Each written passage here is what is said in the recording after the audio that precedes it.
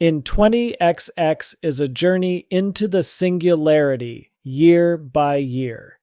Based on hard science, this series showcases emerging tech and searches for what is possible. The story changes as tech evolves. Rate the show so others can find it. Cautionary listening is advised.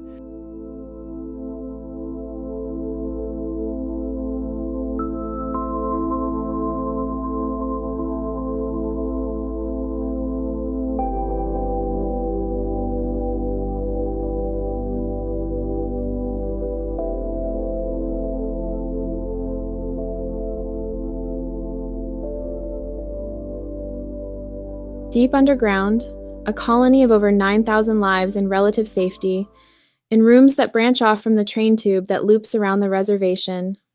A family takes seats around the dinner table in their spacious dining room. Paintings made by elderly people Maji's dad has cared for hang on the wall. Her favorite depicts a side profile of a chicken. Her dad looks down as he dips bread in gravy. "Well, Maji, how are your grades so far?" Wanting to pick her nose, but not at the dinner table, she nudges it with the back of her hand. "Good." Her older brother, age 18, dips sausage in oily, spicy sauce. "Dad, all kids have good grades, don't you know? The emulated teachers won't let anyone fall behind. Teachers individually guide each student every step of the way."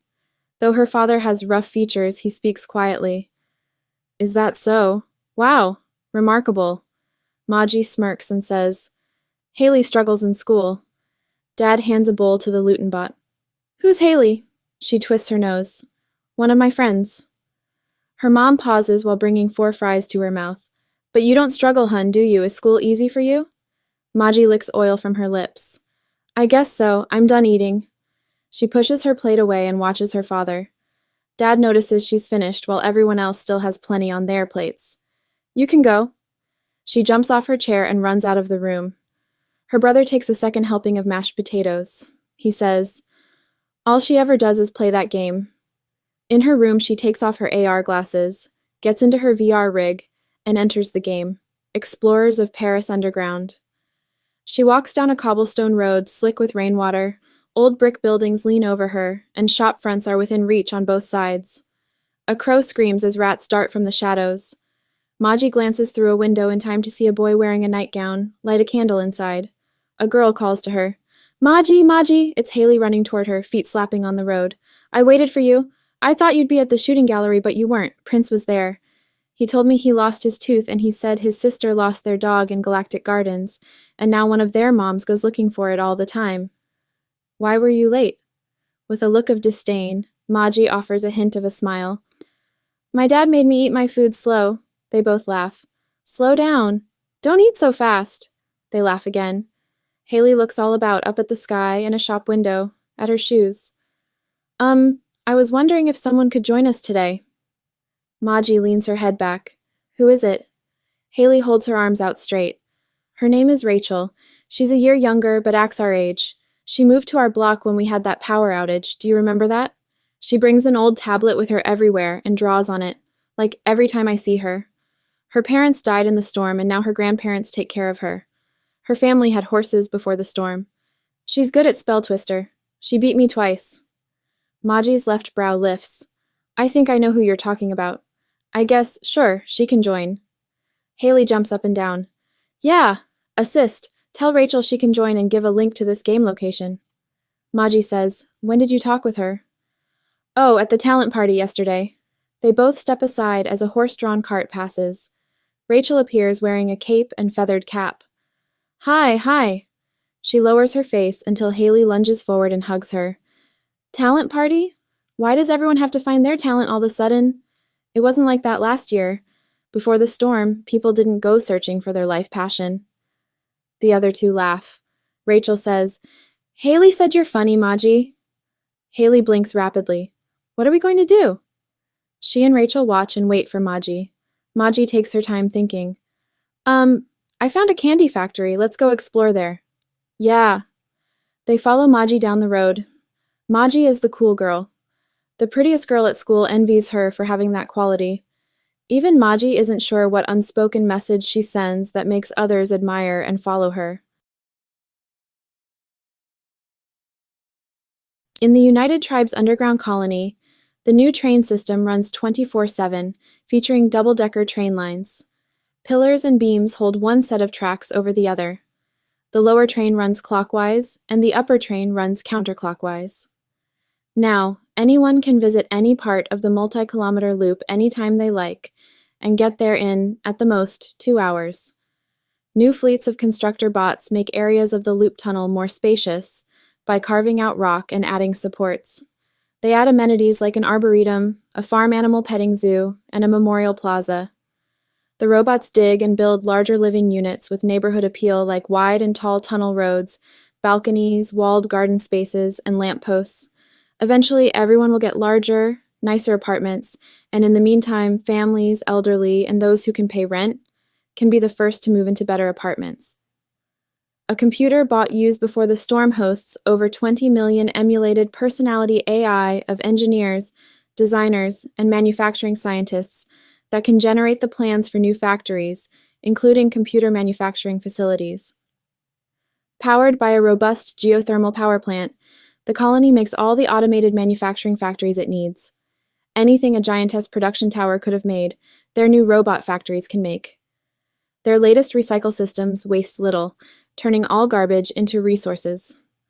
The next generation of food and water utilities provide fresh food and water, more than the population needs.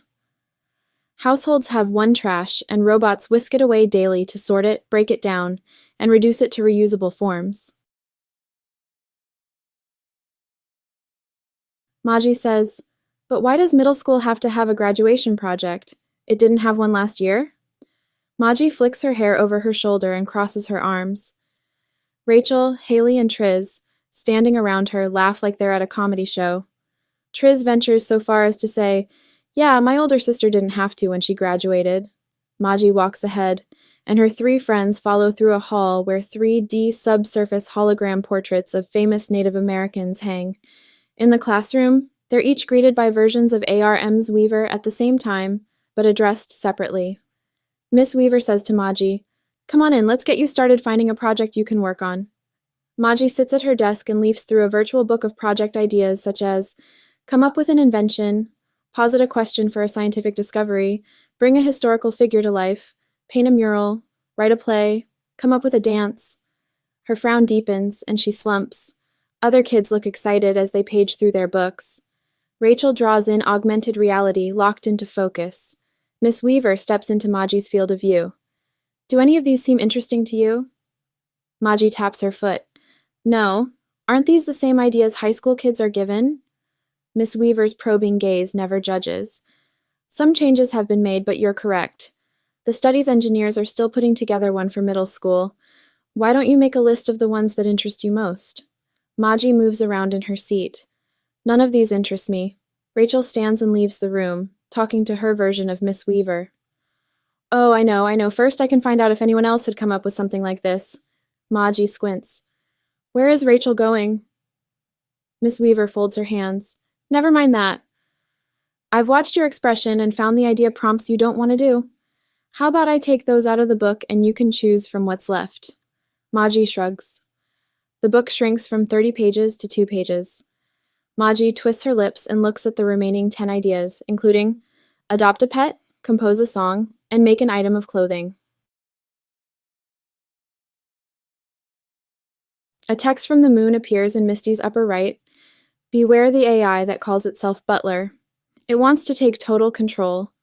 Her arms brush the walls as she runs down the hall from her apartment. She alone uses this hall to go directly from her apartment to the council room. Her voice bounces back at her. "I don't know. We're holding an emergency meeting. I want you there." Her shirt has come untucked from her pants, and her throat becomes dry and itchy. It says it's an ASI, yes, in space, an artificial superintelligence. Marcus says it's pretty damn sharp. The hall tilts down and she adjusts her stride. "I want you there. This is important. It may not seem like an emergency, but we need you there." A door unlocks for her, and she enters a larger, brightly lit hall. Cleaning bots get out of the way as she jogs past meeting room doorways. In the sunrise meeting hall, she slows and takes a seat at the round table where 4 others already sit. They nod and wave to her. She pulls her chair in closer. "We're the only ones here so far? Who else is coming?" Jenna gives a weary smile. Marlon says he'll be late. Misty tucks her shirt in. Is it waiting online? Yes. Misty brings up her AR workspace and looks over her email. In the next several minutes, more arrive. Some hold one-on-one conversations, but everyone hesitates to talk. After Kiona takes a seat, she closes her workspace and says, I think we can start now. Jenna, could you? Jenna nods and air gestures.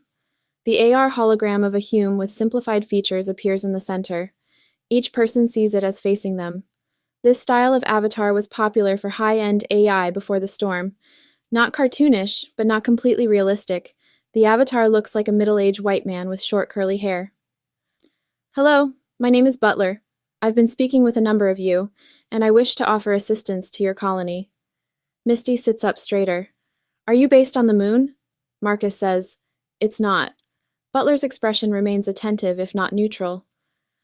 I'm not on the moon, and my involvement with Luna Nation is limited. They've chosen to decline most of my offers. Your food and water supplies are adequate. Misty shoots Marcus a glare. How does it know that? I strictly forbade its access to cameras or any sensors here. Butler says, I understand. Marcus has honored your rules. Marcus's lip quivers. All it would need to do is go to our social media to see all it wants. I know we need to play it safe, but it could have taken over our colony if it wanted to.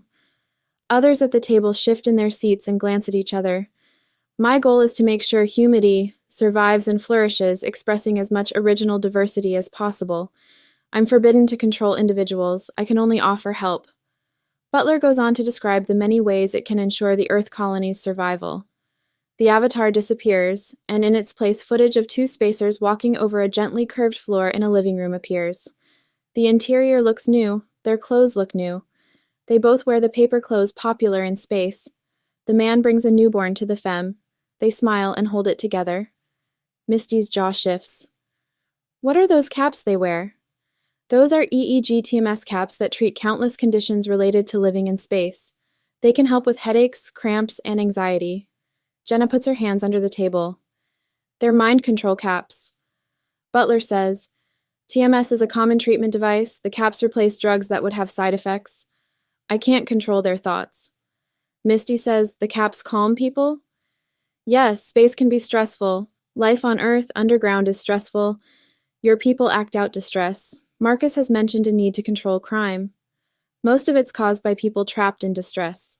Misty raises a hand. That outlook makes sense for spacers, but we aren't in space. Butler shows more examples of what it has made for people in space. At one point, it shows a video of a femme wearing paper clothes, lying in what looks like a tanning pod. Wires come off her headset, which encloses her head. She lies perfectly still. The next video shows her dancing on the beach. Others sit around a campfire playing instruments and laughing as they watch her. This is our virtual reality. I can bring your people total immersion VR. No need for rigs. Being able to experience large spaces is essential for human health. Living underground and in close quarters shortens lives. Misty draws a deep breath and lets it out. How would you bring all these things to us? If you allow me to remote into some of your robots, I can make you anything you need and bring you technology that far surpasses what you have now. She looks around the room. Marcus looks excited. Jenna scowls and shakes her head. Kiona, on the other hand, leans forward and grins. Misty's head swims with suppositions. Suppose this AI revamps everything overnight. Suppose it renders the council and community voting unnecessary. Suppose its ability to help washes away their culture. An old feeling revisits her. A feeling of a powerful outside force smiling as it offers to take over her community. Butler says, You'll have an overpopulation problem that'll require more power. I can build you a fusion reactor. This isn't the first time corporate America has come bearing gifts. Why does this AI want to take over? Who is behind it? This AI lives on even as the empire that made it is long gone. Maji stomps hard. I can't believe they're taking away my rig. Her friends surround her, nodding. What are we going to do now that we can't VR? The one thing I liked about this place, and they're taking it away. We can't let the council control us like this. Rachel avoids eye contact. I think the decision was crowd voted. Maji shouts, It makes no sense. VR wasn't hurting anyone. What am I going to do? I'll be so bored. No more Explore Paris Underground. They took our special place away. The others nod and mumble agreement as the class boards an Autono flat. The flat takes the class of 20 to the first location, Maji's apartment corridor. Miss Weaver, who floats next to the flat, says, "Okay, class, people's private homes are here. Be respectful and keep your voices down." The flat stops next to a barbecue park, and the group steps off. They walk in pairs down a street with a ceiling 4 stories above, stoops, and shallow balconies coming off each floor. The screen ceiling shows a blue sky with the occasional passing cloud, birds, and planes. Adults come and go. Small climbing robots trim the vines that grow up the facades. ARM's Weaver leads. "Just 2 blocks down this way. Maji, do you have anything to share about your home block?" Maji doesn't hesitate. "Just that there's nothing to do here." Her peers laugh. Rachel, Haley, and Triz exchange knowing glances. At the cross street, they reach a pea patch lot with vines growing all the way up support columns.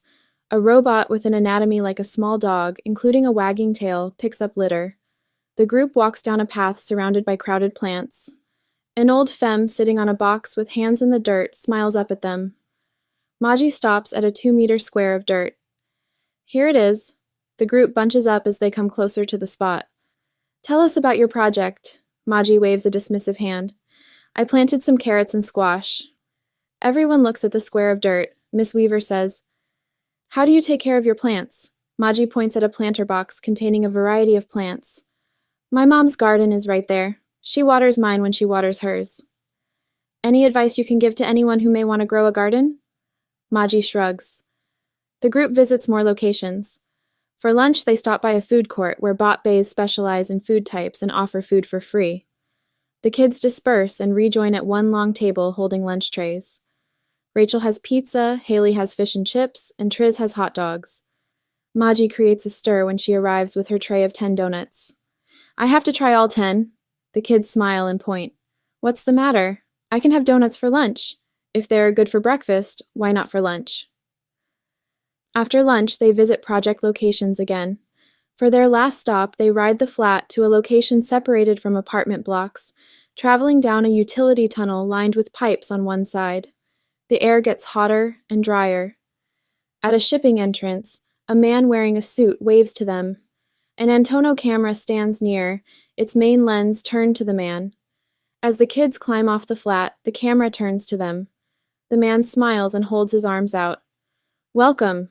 We are here for your classmate and also to record for the celebration of all middle school graduating students colony-wide." His mustache drips with perspiration. 2 people in blue coveralls come out of a door. One holds the door open as the other approaches the announcer. "We're ready."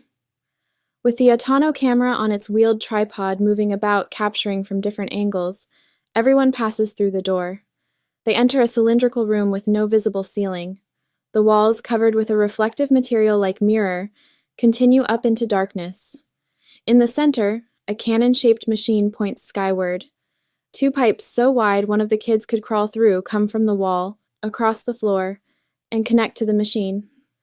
The announcer wipes his forehead with his sleeve and smiles kindly at the kids. "You have a very special classmate. They have come up with the idea of what you see here now. This is just one of 20 such stations, and more will follow. Rachel, care to tell everyone here and in the National Assembly about your project?" Rachel gulps and steps up to him. "Hi, my name is Rachel. I know our colony needs to get rid of heat as we fill our tunnels with cool air. I thought of the idea of beaming heat away. That's how they do it in space. Our school has some EPs that you can brainstorm with. One is called Franklin. I kept asking Franklin about how to do that, and we came up with a plan to convert heat into an infrared beam that shoots upward. I don't know if it's my project. Franklin did most of the work. I just had the idea. That's it." The announcer laughs. "Your classmate is being modest. That isn't just it. Her idea solves many issues we've had with getting rid of waste heat. With her idea and her exploratory pursuit of her idea, she followed through to a working solution. We love AI, but it's people who determine what AI will do. Rachel, you may feel you didn't contribute much to this, but we believe you're the most important part of this project. You are the dreamer, and all great inventions come from dreams." He begins to clap, and the students join him. Rachel runs to her friends and grabs Maji's hand. Oh, I love my school. I love my friends. The announcer gestures to the technicians in blue. That is great. You can come with me now, Rachel, to the assembly stage so our live audience can see you in person. Shedding tears, Rachel goes with the man in the suit onto a two-seater, and that's the last time Maji sees Rachel in a long time. As she and her class ride the flat back to the school, Triz says, I had no idea. Maji shakes her head. Bucket of grok. Kids who overhear bark laughter. Haley slaps her shoulder. Don't say that. In the council room, members fill the seats around the table. 2 Autono cameras film, and several citizens sit on benches off to the side. Misty swipes down, then looks around the room. We have amazing health services here. We've taken the best that the world had available before the storm, and can achieve wonders of healing on a daily basis. Our autonomous hospitals cure cancers and all the deadliest diseases, but the medical system we've adopted is backwards. She pauses and looks around, noticing those who agree with her and those who might be reserving agreement. It comes from capitalistic nations that looked last at the root causes of disease. Instead of looking for and putting out the match, it fought forest fires. I propose that we flip that around. Because we're not a capitalistic society and aren't pushed around by big profit, we're free to restructure our health services to preventative medicine. Let's move boldly in the formative years of our new society. I propose we eliminate all unhealthy food. It's no secret that what people eat is a leading cause of disease and aging. The science of eating for longevity isn't new, but includes thousands of trials and studies on human subjects. And with the latest food tech, we can make healthy foods taste great. Because we provide food for free, we can choose to provide only healthy foods. If someone still wants to eat too much saturated fat, salt, sugar, and non-nutritious ingredients, they'll need to devise ways of making those things on their own. Any questions so far? A man wearing suspenders sitting on a bench says, It'll never pass. Her smile increases. If it does, it'll be the people's choice. Now, because it'll be up to the individual to consume a balanced diet, I propose we award those who look after their own health. Studies show that even if we pay people a tiny amount of money, I'm talking 1/10 of a penny, for fulfilling a task, most people will perform that task as long as it requires little effort. We can pay people a few pennies for each balanced meal they consume. Cams, sensors, and AI can give them real-time feedback about every bite they take. Yearly, AI gets better at sensing for diseases. We can start a health monitoring program. Smart toilets can read waste. Sheets and blankets can scan for hot spots showing cancer growth. Using the match in the forest analogy I used earlier, embedded RF sensors in various parts of people's bodies can sense when a match is lit. We can treat cancer when the first cancer cells appear. We can treat inflammation instead of treating the effects of chronic inflammation. We won't need a society of health fanatics. Autonomous services will track and treat health conditions for us. People can get penny bonuses for drinking a cup of water, taking a walk, or learning to de-stress. Is it Misty's imagination? Or do the men in the room look less excited about her plan than the femmes?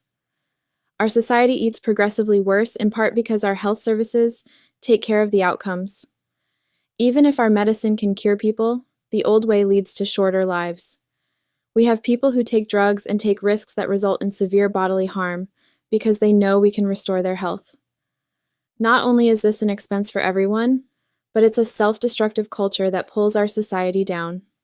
On the other hand, we all know that infamous daredevils and pro athletes share many of the same traits and come into hospitals with the same injuries.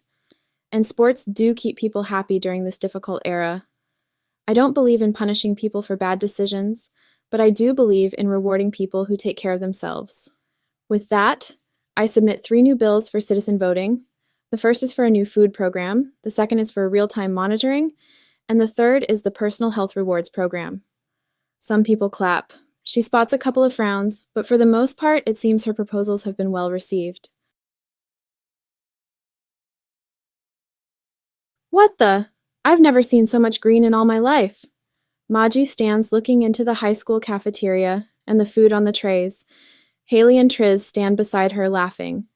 Triz covers her mouth and looks about nervously. Some older kids notice them. At the counter, Maji looks over the choices of food. Where are the hot cross buns? Where's the chicken fries? Haley takes a plate of mashed sweet potatoes and puts it on her tray. It's the same in the food court. My dad took us last night. Maji takes some tacos. I thought it was easier to brew meat than to grow plants. Triz takes green beans covered with chickpea cheese. What would Rachel have thought of this? They sit at a table. Youths are noticing Maji. At first sight, they can tell she's a cool girl. The real deal. Maji pretends not to notice. They can't make us eat how they like. I bet they're Hume cooks who make yummy foods. Haley says, You'll have to pay for those. Triz shares an AR element. Look, guys, I'm making money just by eating this salad.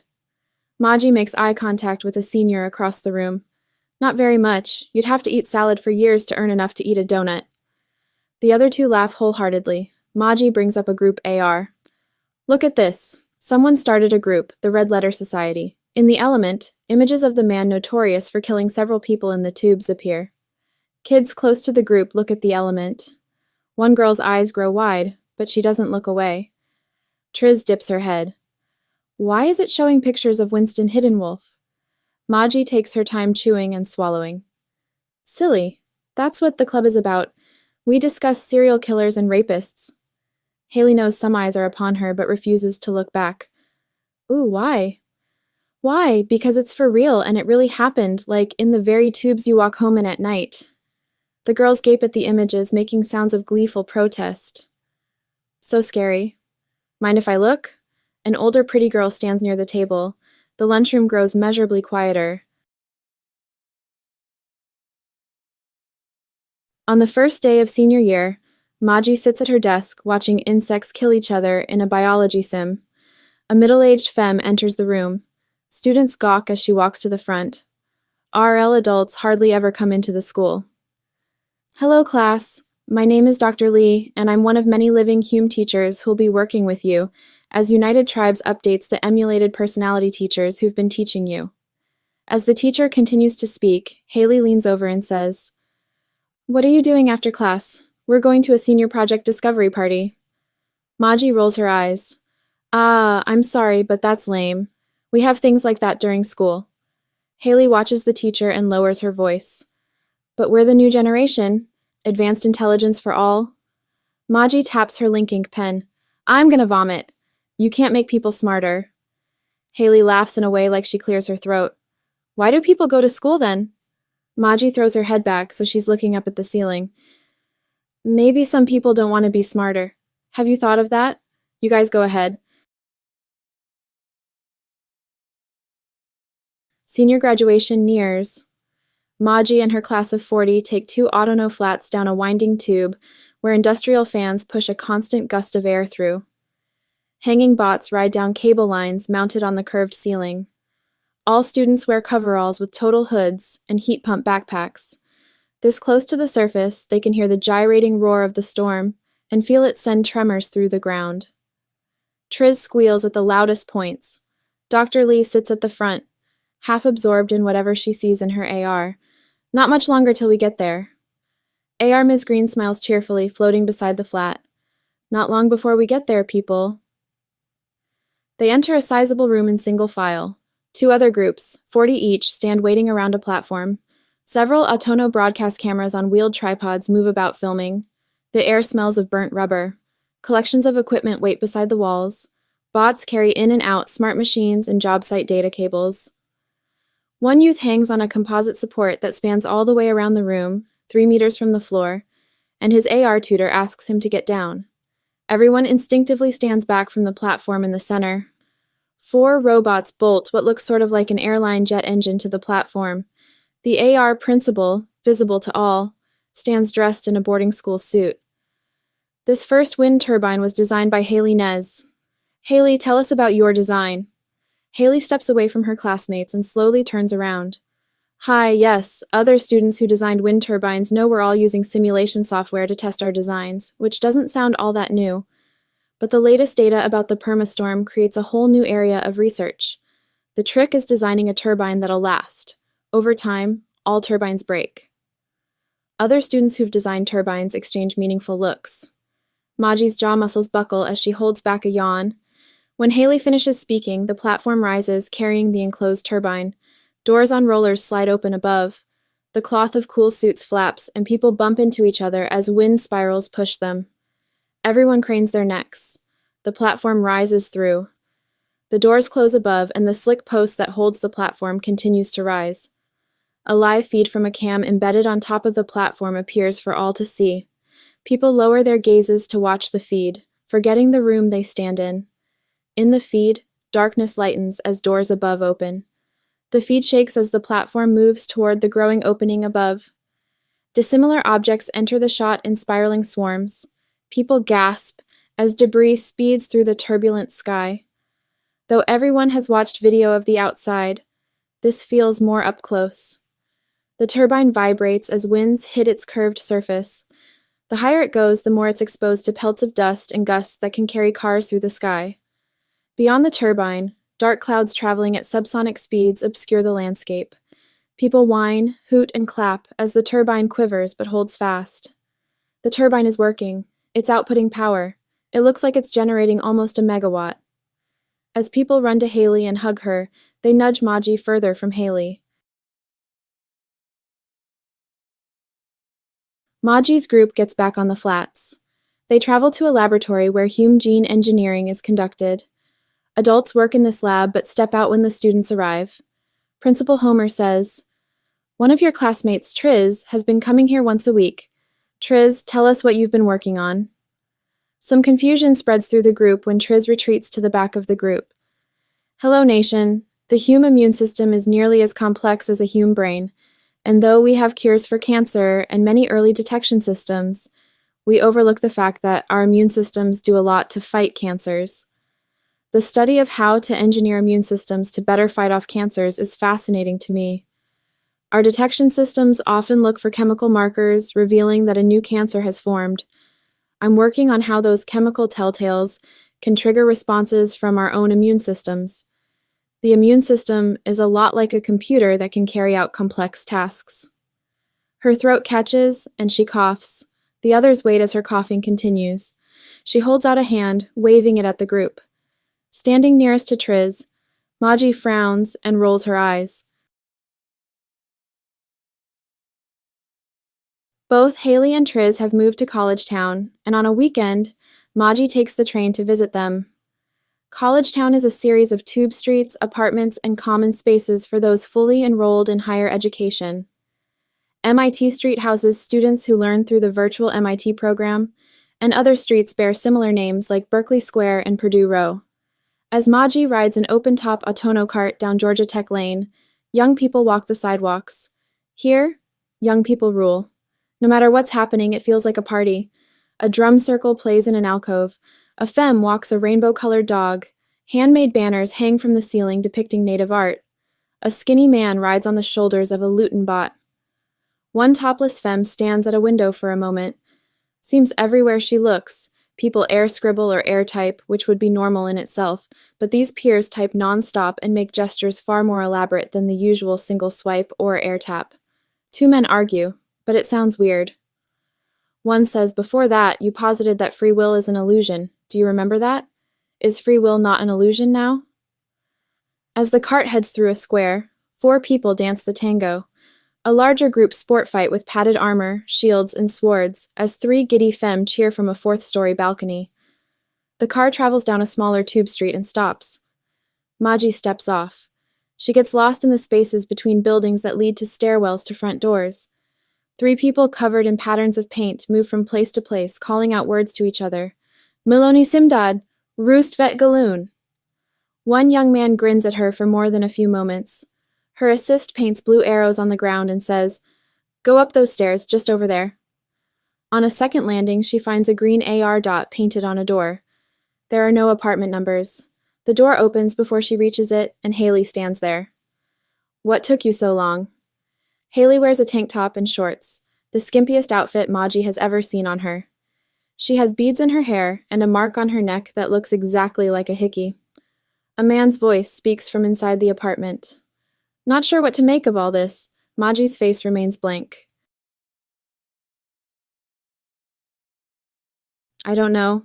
It was weird. Everyone was always trying to out-talent everyone else. It was like hanging out with a bunch of actors. Maji sits at the dinner table across from her parents. Her brother, a typical sports fanatic, wears a sleeveless shirt that shows off his arm muscles. He brings his plate to the table and sits. Have you ever hung out with actors? She tilts her head back and to the side. You know, from movies and shows, how actors act all... Her brother gives her a tilted smile. Weird, she says. Yeah. Her father leans forward. Speaking of your friends living in a new place, we think it's time you get your own place. She smiles, but her eyes look fierce. You're kicking me out? Her mom holds out a hand and pivots it from the wrist. It's not like we're kicking you to the curb. Housing is free. Maji looks from one to the other. Yours isn't. Her dad says, we have nicer housing. Don't you want your own place? Her mom is a busybody, always volunteering for neighborhood groups, so she can catch gossip. Her dad takes care of old people. That's why they live near a brand new neighborhood block of condos awarded to old people. Her brother smirks.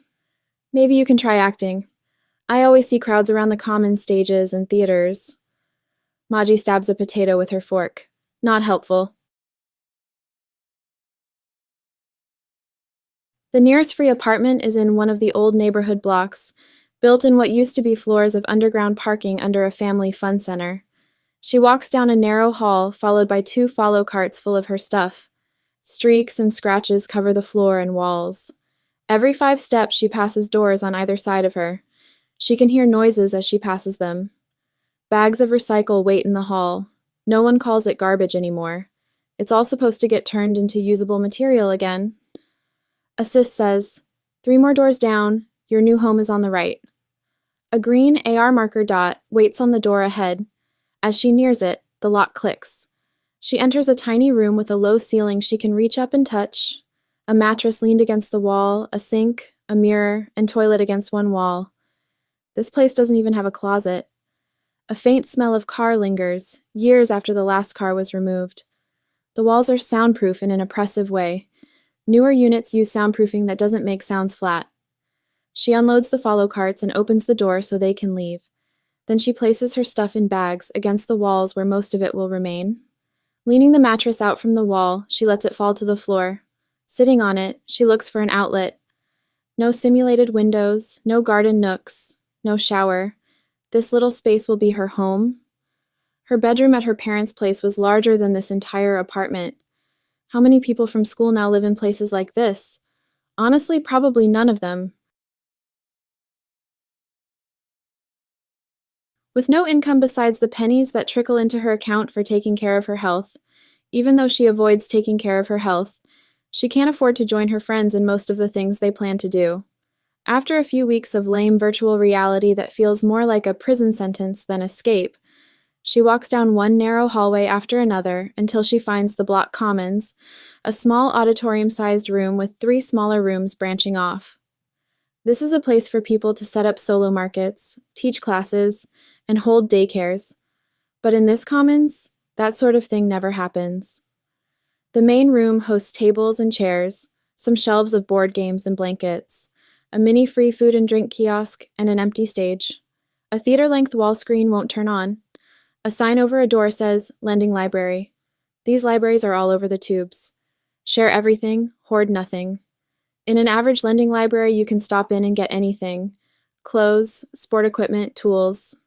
AI keeps track of all the registered items and will deduct pennies from the accounts of people who hold on to borrowed items too long without reborrowing them. She peeks into this library and finds mostly empty shelves. 1 exercise bike and a dollhouse are the 2 items in sight.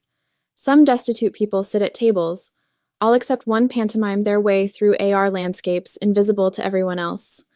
The one femme not gesturing in space isn't wearing glasses and probably doesn't have a pair. Maji gets a coffee at the kiosk and sits at a table. At another table, a femme with matted hair that defies gravity turns and says, I haven't seen you before. Maji looks the femme over. I just moved here. The femme stares off into space. Her lower lip hangs open slightly. Maji thinks of saying more, but it seems the conversation has been forgotten. As she spends more time in this commons and meets others in her block, she gets to know people who don't earn incomes, volunteer, or self-improve. For the first time in her life, she doesn't have to hear all that rhetoric about evolve yourself, become the next Gen Hume, let's all help each other, and all that bullshit. It's a relief, right? Some have reasons for being here. People who hear voices or get agitated and lose their shit sometimes have EP guardians that watch over them day and night. A short man comes back with food from other commons and sits eating all day. Maji's told that besides the people who visit the commons, many don't leave their rooms at all. A dealer from another block stops by to sell drugs. Maji hates him instantly. He wears a pencil mustache and seriously believes he lives a big life. Rhonda, the femme Maji met that first night, says, chewing at the bit, whenever she sees the dealer, the heroin he sells keeps some of her new friends near comatose most of the time. They shoot up in the commons and robots pick up the needles, party on. It doesn't help that a drunk, whenever he sees her, says, "You fall off the hayride, sister?" Maji sits with Charlie the drunk at one of the tables. Her tablet sits upright, secured by a back leg, so it can record them. Laughing, she says, "Hello, nation. We are the non-achievers." Charlie holds one long arm out. "We aspire to do nothing." She laughs and squints. We declare that in a post-work society, pressure to achieve makes no sense. People may think that getting degrees and advancing science or even trying to win at sports is the way of the future. He uses his British chap voice. "Why all the rush, folks? Why the fuss? Get off the merry-go-round." She brings her face close to the camera. "But you're all wrong. As non-achievers, we say enough is enough. The way of the future is to get over the feeling that we need to achieve to be worth anything.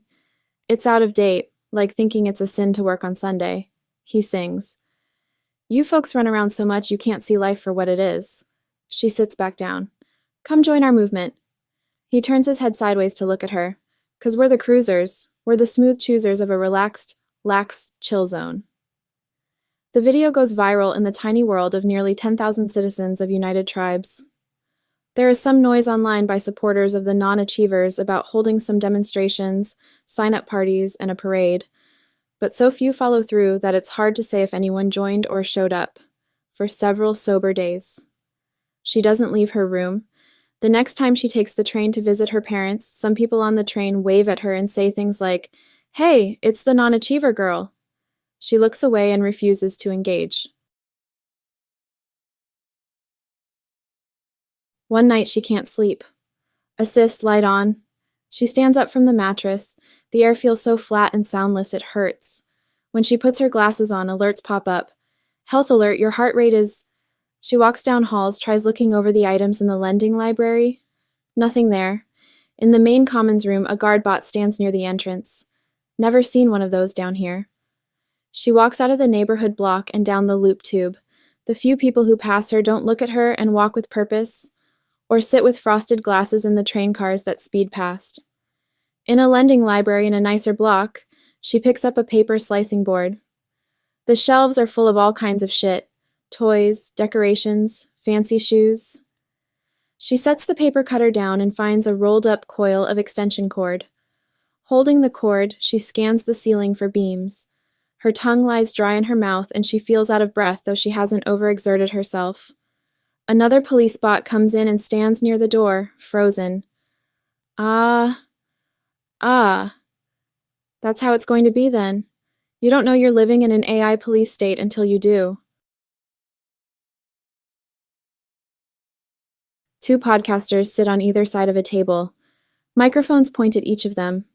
The man wearing his fursuit, one that may have been mistaken as a rented suit in another life, holds both hands out. How can you say our society has achieved equality when there's a divide growing wider as we speak?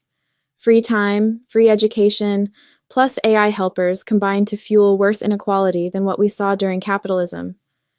Achievers become so powerful. You can't sit there with a straight face and tell me it's equal.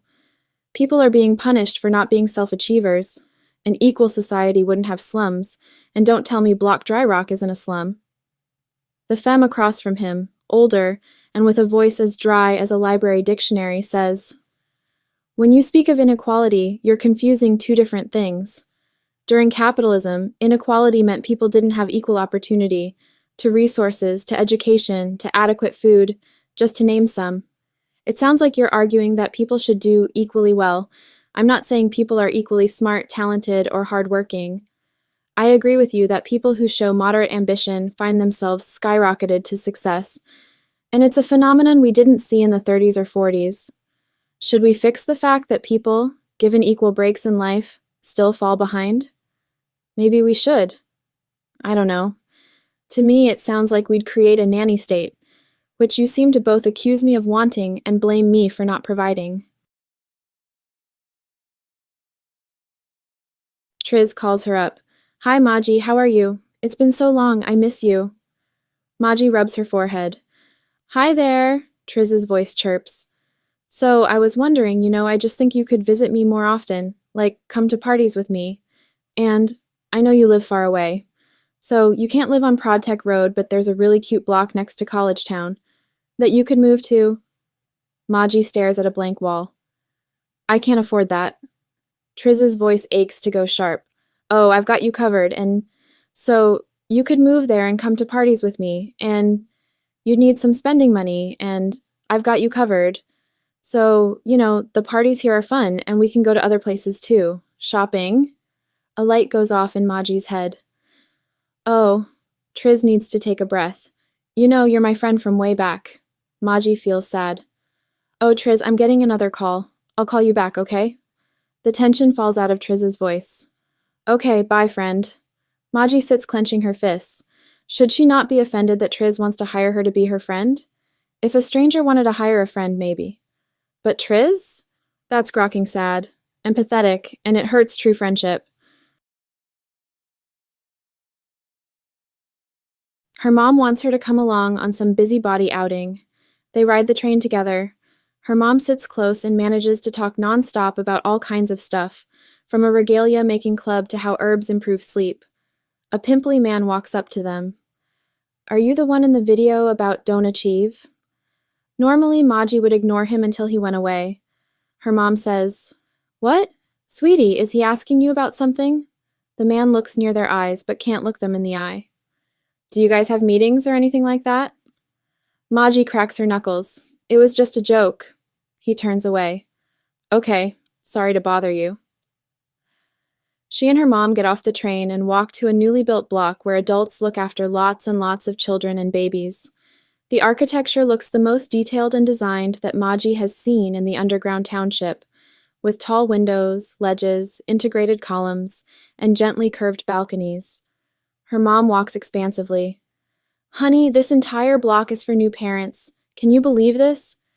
And a new parent gets all kinds of services and pay. Parenting rightfully is considered a full-time job in post-capitalism. Maji's anger goes off like alarm bells inside her. She seriously might scream. Mom, I don't want to be a mommy. I seriously don't want to have a baby. Her mom seems not to notice. I think you'd make a great parent. You're shrewd and smart. No one fools you. Maji gives strangers glares. Can we hurry up and finish doing whatever you need to do here? Her mom says nothing for minutes. I can tell you think the world is against you. I'm not going to say I know what you're going through, or that I went through just the same thing. For a young person, lots of us, when we're young, almost get ourselves killed before we figure some things out, or find out what to do, when we aren't children anymore. I just want to encourage you until you find your footing. I see myself in you. I know it can be hard because it was hard for me. That's all. Though they're walking, Maji closes her eyes for several moments. Maji finishes the volunteer rounds with her mom that day and takes a late train home. On the train, she gets a video call and answers. It's Triz. Maji, where are you? I'm at your door. I've been waiting for you. Maji's eyes grow wide. Oh, Triz, I won't be home tonight. Triz sounds tired. You're on the train? Yes, I'm going to stay with my brother. She jumps off at the next stop, which is one stop away from her block. Not wanting to be seen by Triz, she leaves the train tube and finds a commons. This one has a kids' park and cafe. No kids play on the jungle gyms, but solos, couples, and groups get snacks and drinks at a cafe and sit at tables or stroll around. She gets tea and sits on a bench. Her mattress may be lumpy and hard, but now Maji longs to lie on it and call an end to this day. that Triz is really screwing with her. Across the way, 3 men sit at a table talking. What catches her eye is a police bot standing near them, another police bot standing 10 meters away, and a third standing just inside the entrance. She crossed the commons and sits at the table next to the group. One says, "We'll need cutting equipment. Flooding may have washed garbage into the tubes." A second says, "Some constructor bots are like 10 times stronger than Humes. We could bring one of those." The third speaks the loudest. "Good luck getting a hold of one of those." The first pulls a straw from his mouth. "We can't bring too much. The trick is to bring enough to make do with what we find along the way. We don't want to need to turn back after a few days." There's only one thing this group can be talking about. The Northern Line is an underground set of 9 tubes for rapid shipping and travel between New York and Seattle. It connects to the reservation under an everything resort center by a grand station. Considered unsafe, the Northern Line has been blocked off. She faces them and interrupts. "You guys know the police bots are arranged the way they are because of you?" The 3 youths turn their faces to her. The one wearing a Lenin cap says, "They always do that. They can't arrest us. We aren't breaking any laws." Maji scoots her chair to their table. "I want in." The 3 boys panic. "What? No, what?" Maji grins her best wicked grin. "Whatever you're planning, I want in." Lenin Cap places his hands, palms down, on the table. "Who are you?" The chubbier guy with a red scarf can't help but smile through determined seriousness. "Dion, we could use more people. You said it yourself." Dion's eyelids flutter. "What do you think our plan is?" With her half-smile, Maji looks amused. "It's pretty grokking obvious. You want to go down the Northern Line. Which way do you plan to go, Seattle or New York?" The one with lots of pockets on his clothes says, "Don't tell her." Dion's lower eyelids flex. "New York, of course." Maji sips her tea. A week later, late at night, the 4 of them ride the train. At this time, the cars are empty. Maji's new teammates all wear black, and their clothes look vaguely cat burglar-like. Dion's pants fit tight around his legs all the way to the cuffs, as if pants with any slack might get caught in a window he climbs through. Or something like that. Morris's jacket has sewn in padded elbows, and his hood has lights sewn into it. Maji must bite her tongue not to ask him if his mom sewed that for him. They get off in a bare-bones station and walk down a long hall with a red-painted floor. The paint peels due to past flooding. Behind them, 2 police bots follow. They walk through the remains of a mall, all empty, dry, and covered with silt. A pile of at least 100 hard-shell suitcases stack 2 stories high in the center of the open space. Dozens of pink teddy bears sit around it. Some Brit lights flicker behind the faux stained glass ceiling. The 3 men speak seriously of the need to bring weapons. Maji stays quiet and observes. 3 more cop-bots follow by the time the team has reached some extra-wide stairs. 6 sets of bronze handrails lead from the top, 2 stories down. They reach the North Line station. It must have been a magnificent station before the storm. The emulated personality of a world-class architect designed it. It's been called the Igloo because of its domed interior. A dead screen globe hangs from the highest point. Great diamond-shaped lights also hang over the shiny black floor. Despite all the hard surfaces, there's no echo, even when Dion calls out. In AR night vision, green streaks dance across edges. The team must watch where they step because floods that have covered the floor have left behind broken items, some with sharp edges. The tracks that run down the center are enclosed in a glass building inside the station. The glass building looks like a greenhouse with bronze supports. Block barriers, placed after the beginning of Worldstorm, wall off the glass house and tracks. At the same time that the team makes its way into the station, police bots come in and form a line in front of the block barriers. The place grows brighter as more bots arrive with spotlights on their foreheads. Dion turns to Maji. "This happens every time we come here." Baker makes a face. "How the hell will we be able to sneak into the tunnel with all the gear?" Dion continues. "We thought about going during a major event like the biggest yearly powwow, a time when the police are busy. We thought about creating a distraction like breaking a water pipe or setting on a bomb that would keep the police busy while we sneak through. The problem is we can't get past all the cameras, and they'd come and get us and bring us back." Maji creases her brow and smiles. Why don't you just ask the council if we can search the train line? Morris steps away from Maji. Baker does a double take. Dion's head jumps back. Well, if they say no, we're more stuck than before, because then it isn't just the AI keeping tabs on us. Maji wags a finger at them. Oh my gosh, you guys don't understand human nature at all.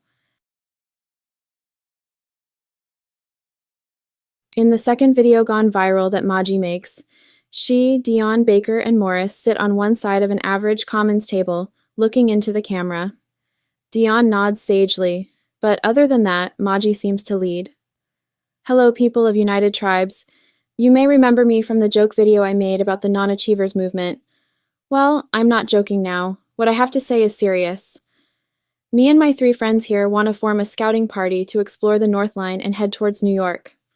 We've gone to the council with our plan, and the council has denied us permission. Morris locks eyes with the camera. Baker sits up straighter and goes back and forth between making a serious face and a friendly face. Dion either watches Maji or looks down. Maji shakes a fist in the air. We turn to you. We have a well-thought-out plan and already have all the supplies we need. There is a chance we may find survivors down the line, and that means other people are linked to our shelter. Whether you're hopeful that we find more survivors, or scared that outsiders may pose a threat, I know you can see how important it is that we find out what's down that line. She surprises herself. She didn't know she actually cared about finding out what was down that line until tonight. A crowd gathers in the North Line station on the day they will depart. Robots cleaned before the event.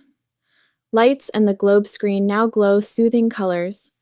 The 4 stand with the glass house behind them and in front of Autono cameras and inquisitors. A man with an elaborate necklace calls out, "What will you do if you reach a dead end?" The group looks to Dion, and he speaks. If the tunnel is clogged or collapsed, we'll try to dig through or switch over to one of the other 8 tubes. A femme raises her hand. What if you run into thieves? We each know self-defense. A femme in a walking chair says, "Won't you run out of food pretty quickly?"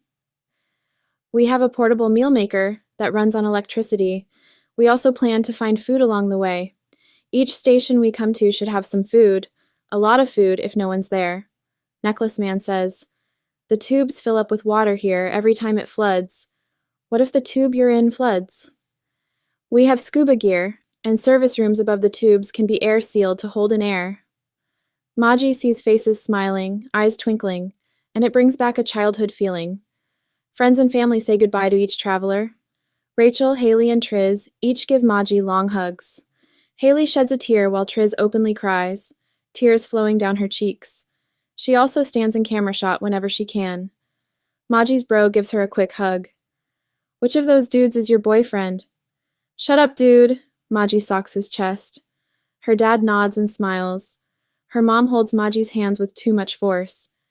"Just be safe and make it back. That's all I ask of you."